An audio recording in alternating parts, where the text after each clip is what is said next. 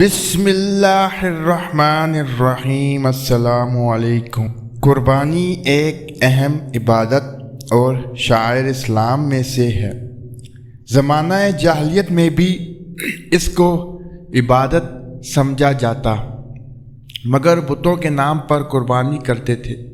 اسی طرح آج تک دوسرے مذاہب میں قربانی مذہبی رسم کے طور پر ادا کی جاتی ہے۔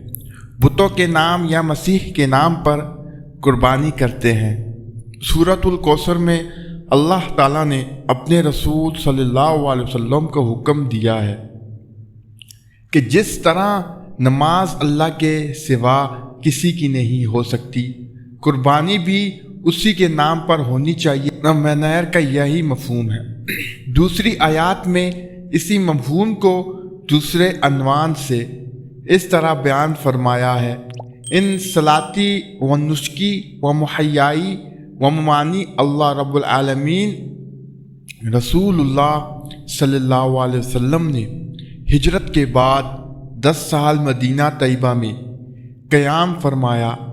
ہر سال برابر قربانی کرتے تھے، جس سے معلوم ہوا کہ قربانی صرف مکہ معظمہ کے لیے محسوس نہیں، ہر شخص پر ہر شہر میں شرائط کی تحقیق کے بعد واجب ہے، اور مسلمانوں کو اس کے تاکید فرماتے تھے۔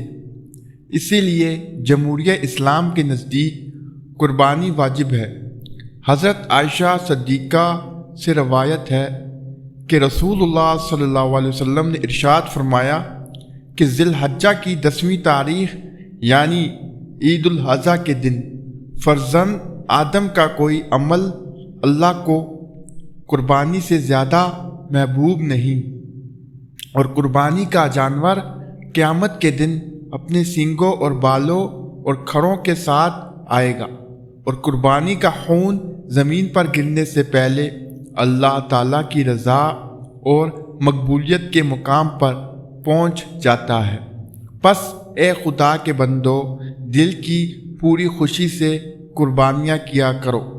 حضرت زید بن اکم سے روایت ہے کہ رسول اللہ صلی اللہ علیہ وسلم کے بعض اصحاب نے عرض کیا: یا رسول اللہ صلی اللہ علیہ وسلم، ان قربانیوں کی کیا حقیقت اور تاریخ ہے؟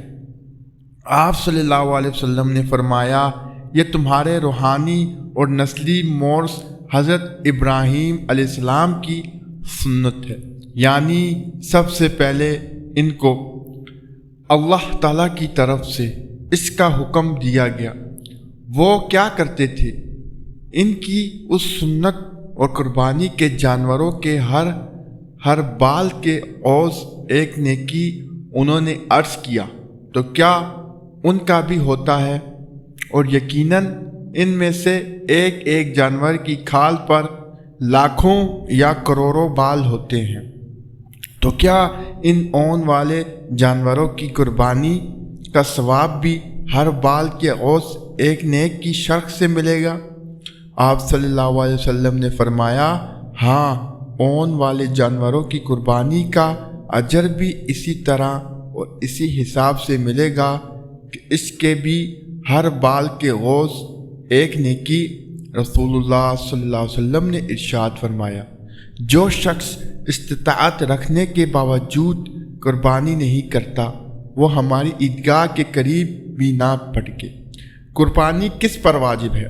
قربانی ہر مسلمان عاقل بالغ مقیم پر واجب ہوتی ہے، جس کے ملک میں 52 تولہ چاندی یا اس کی قیمت کا مال اس کے حاجات اصلیہ سے زائد موجود ہو۔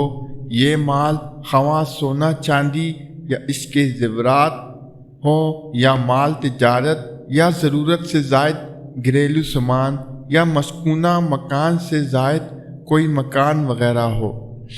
بعض دیندار لوگ بھی اس غلط فہمی میں مبتلا ہیں کہ فرضیت زکوٰۃ اور وجوب قربانی کا نصاب ایک ہی ہے، اور ہم پر چونکہ زکوٰۃ قرض نہیں، لہٰذا قربانی بھی واجب نہیں ہوگی۔ حالانکہ دونوں کا نصاب الگ الگ ہے۔ زکوٰۃ 4 قسم کے اموال پر فرض ہوتی ہے: سونا، چاندی، نقدی مال تجارت۔ ان 4 قسم اموال کے علاوہ وہ جانوروں میں بھی زکوٰۃ قرض ہے جس کا نصاب اور تفصیل الگ ہے۔ قربانی کے نصاب میں ان اشیاء کے علاوہ ضرورت سے زائد سامان کی قیمت لگانا بھی ضرورت ہے۔ یاد رکھیں، ٹی وی، LCD جیسی حرفات، کپڑوں کے 3 جوڑوں سے زائد لباس اور وہ تمام اشیاء جو محض زیب و زینت یا نمائش کے لیے گھروں میں رکھی رہتی ہیں اور سال بھر میں 1 مرتبہ بھی استعمال نہیں ہوتی، زائد ضرورت ہے، اسی لیے ان سب کی قیمت میں بھی حساب میں لگائی جائیں گی۔ خلاصہ یہ کہ جس شخص کی ملک میں 7.5 تولہ سونا یا 52 تولہ چاندی یا نقدی یا مال تجارت یا ضرورت سے زائد سامان میں سے کوئی ایک یا 5 کا مجموعہ یا ان میں سے بعض کا مجموعہ 52 تولہ چاندی کی قیمت کے برابر ہو، تو قربانی اور صدقۃ الفطر واجب ہے، اور ایسے شخص کے لیے زکوٰۃ یا صدقہ واجب لینا بھی جائز نہیں۔ 52 تولہ چاندی کی قیمت صرافون سے اس وقت کے حساب سے معلوم کی جا سکتی ہے، چونکہ سونے چاندی کی قیمت بدلتی رہتی ہے، اسی لیے کسی ایک دن کی قیمت لکھ دینا غلط فہمی کا باعث ہوگا۔ کسی کو یاد ہوا قرض بھی نقدی میں شمار ہوگا۔ ایک غلط یہ پائی کہ جو رقم کسی کو قرض دے کر رکھا ہو اسے انصاف کا حساب لگاتے وقت شامل نہیں کرتے، حالانکہ جس قرض کے واپس ملنے کی توقع ہو اسے نقدی میں شمار کیا جائے گا، خواہ وہ نقدی کی صورت میں آپ نے کسی کو یاد ہو یا کوئی چیز فروخت کی ہو اور قیمت وصول نہ کی ہو۔ لیا ہوا قرض نکال کر نصاب کا حساب لگایا جائے۔ بعض لوگ مقروض ہوتے ہیں، اسی وجہ سے صاحب نصاب نہیں ہوتے، مگر پھر بھی واجب سمجھ کر قربانی کرتے ہیں۔